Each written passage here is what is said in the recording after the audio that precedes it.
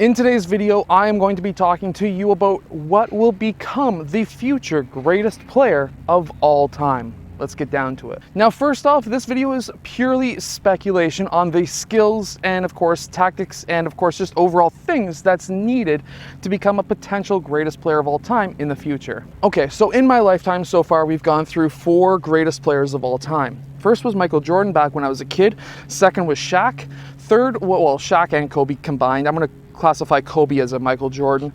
And then the third was LeBron James, and the fourth is, of course, Steph Curry. Those 4 players changed the game forever because they changed how the NBA was really looking to play basketball. So I'm gonna break this into a big man and small man conversation.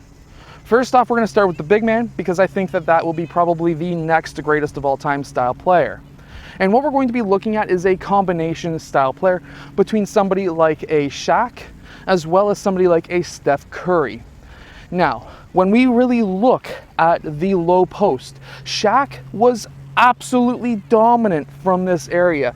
If he got it within 5 to 8 feet from the basket, if he got the ball from that distance, he was an automatic basket. So if you are a big man, if you're somebody who's going to be, let's say, over 6'10", 6'11", and you like to play in the low post, don't just focus on low post moves. Low post moves are great. The up and under, things like that. Look at Hakeem Olajuwon's footwork down in the low post, and that is really going to help you out tremendously. If you can combine somebody like a Hakeem Olajuwon's footwork with the power of Shaq, you're going to be an absolutely amazing low post player. But there's usually one issue with true centers, and that is the ability to shoot. By knowing that, hey, by landing on both feet, I have the ability to turn either direction because I can turn either one of those into a pivot foot, is going to be tremendously beneficial to you as a low post player. But also to combine great footwork like this in the low post to great footwork out on the perimeter, somebody like a Kobe Bryant with the ability to shoot like Curry is going to be hugely beneficial. And big men are usually uncoordinated. They are going to be players that don't have great coordination to be able to drive on a shorter player. However, you don't need anything special to be able to drive on a player. All you need is quick. You get that ball, a quick jab and drive, or if you're already dribbling, you can do just a quick, simple in and out jab and attack the basket. And that is going to be hugely beneficial, understanding and knowing simple moves to be able to get past your players. Being able to get past your defenders, whether it's somebody who's shorter or somebody who's just as big as you, if you can have fast feet, work on agility ladder drills, you will be one of the greatest centers of all time and potentially one of the best players ever, especially if you can knock back to the three-point line and knock down 40% of your threes. Guess what? You're going to be very dangerous. The most insane basketball player I have ever played against was a player called Tyrone Shelley. He went to high school down in California. He was roughly around 6'8", 6'9", in that range, maybe 6'7", and he was one of those players who played with power but could shoot the three. He scored 76 points on us.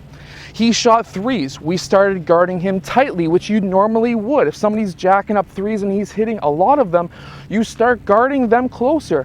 Well, guess what? He had the speed to be able to get past us and throw down dunks from this distance. When you're talking about being a great player, it's not just about having the biggest body, the strongest body, the fastest body. That helps. But it also comes down to being able to stretch the defense out to the three-point line, being able to then mix it up in the low post and destroy anybody. If you can do all of that as a big man, you're going to be dangerous. Now, what about guards, the smaller players? Players like me, who are 6'2". What about us? Well, guess what? I also think that we could be some of the greatest players of all time as well. And I'm going to give you a little bit of a structure that you could kind of try to aim to get. As a guard, if you can shoot over 40 or 45% from the three-point line, automatically you're going to be put into the level of one of the most elite shooters of all time, at least right now. But what about if you were more like when I was playing?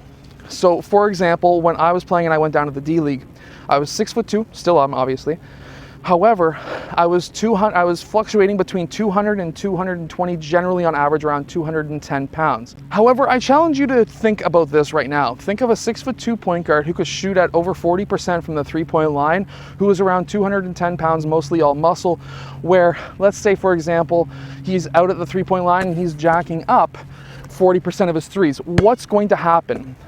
Well, what's going to happen is the defense is going to come out and start actually playing defense on him. They don't want him to shoot. He may not be the fastest, however, you want to have fast feet, because what's going to happen now is as soon as you get that ball out in the perimeter and you start getting a defender who's closing out on you, what you can do now is you can drive on them, and because of your size and your strength, you should be able to get to the basket. If you can combine those two things, strength as well as shooting ability and foot speed, technically three things, you're going to be a killer guard when you get to the next level. I hope this template helps you. If it does, hit that like button and subscribe, and I'll see you guys again next time.